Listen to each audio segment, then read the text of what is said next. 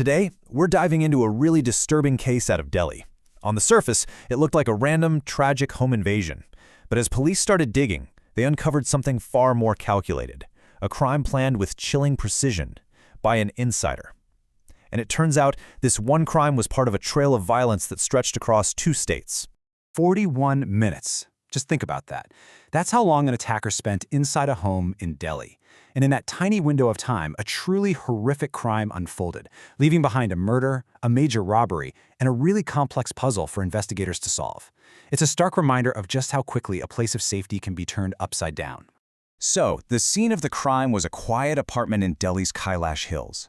It was here that a 22-year-old woman, who was studying to be a civil servant, was found dead by her parents. From the very beginning, the scene pointed to a brutal, deliberate attack in the one place she should have been safest, her own home. Okay, let's break down the details of what the police found. The attacker got in at 6:39 in the morning and was out by 7:20. The victim was the daughter of an Indian Revenue Service officer. She'd been raped and then strangled with, of all things, a mobile phone charger cable. But this wasn't just a violent assault, it was also a high-stakes robbery. 7 lakh rupees were missing, stolen from a high-tech locker that could only be opened with a fingerprint. Right away, all of this, the timing, the way he got in, the specific locker he targeted, it all pointed in one direction. The police quickly realized this couldn't have been a random break-in. The attacker had to have known the family intimately. He knew their routines, their schedules, and even the weak spots in their home security. This wasn't a stranger. This was someone from the inside. And it didn't take long for the police to zero in on their main suspect, a 19-year-old named Rahul Meena. Now, he was no stranger to the family at all. In fact, he was their former domestic helper. And here's the crucial part. He had just recently been fired because the family suspected him of theft. And this is where it gets truly horrifying, how that inside knowledge was allegedly weaponized. Meena knew the parents left for a walk early every morning, which meant their daughter would be completely alone. He knew the building didn't have a security guard on duty at that hour. He even knew exactly where they hid the spare key, in a shoe rack. But the most chilling detail, he knew about that fingerprint-locked safe.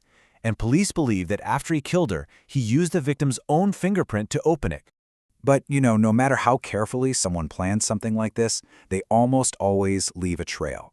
Despite his attempts to be invisible, the suspect couldn't just vanish. So investigators began a painstaking search, using a mix of modern tech and good old-fashioned police work to track him from the moment he left the crime scene. So here's how they pieced it all together. First, police spent hours scanning CCTV footage from the area, until, finally, they spotted their guy hailing an auto rickshaw. From there, it was a domino effect. They identified that specific vehicle and tracked down the driver. And his testimony was the absolute key. He told the police exactly where he dropped Meena off. That tip led them straight to a hotel in Dwarka, about 25 kilometers away.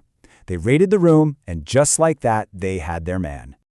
But just when investigators thought they had their suspect for one terrible crime, they uncovered something else. The trail of violence, well, it hadn't begun that morning in Delhi at all. It actually started almost 24 hours earlier, in a completely different state. Police now believe that Rahul Meena was in the middle of a brutal 24-hour crime spree. Before he even got to Delhi, he was in Alwar, Rajasthan, where he allegedly committed another incredibly serious crime. This painted a picture of a suspect on a truly devastating and violent path. This timeline is just staggering when you lay it all out. On Tuesday evening, Meena is at a wedding with a friend in Alwar. Later that same night, he allegedly goes back and rapes his friend's wife. Almost immediately after, he sells a phone for some quick cash and books a cab to Delhi. By 6:39 a.m. on Wednesday, he's inside the second victim's home, where police allege he committed another rape, this time followed by murder and robbery. All of this in less than a single day. So this brings us to the big question. Why? What could possibly drive someone to commit such a spree of violence, and where does the case stand now? Let's take a look at what the investigation has uncovered about his possible motives and the charges Meena is now facing. While investigators have come up with 2 different theories for the 2 different attacks. For the crime in Delhi, they believe the motive was pure revenge. Meena had been fired by the family, and this violent act may have been his way of retaliating. But for that first attack in Alwar, the motive is much less clear. Investigators have so far just chalked it up to something they're calling a criminal mindset. So as a result of these horrific events and the police investigation, Rahul Meena has been formally arrested. He is now facing some of the most serious charges you can get: rape, robbery, and murder. And that leaves us with a final, really difficult question to think about. This case goes way beyond the grim details of a crime. It forces us to ask ourselves, when the greatest danger can come from someone you once trusted, someone you literally invited into your home, what does that say about how vulnerable we really are in our most private spaces?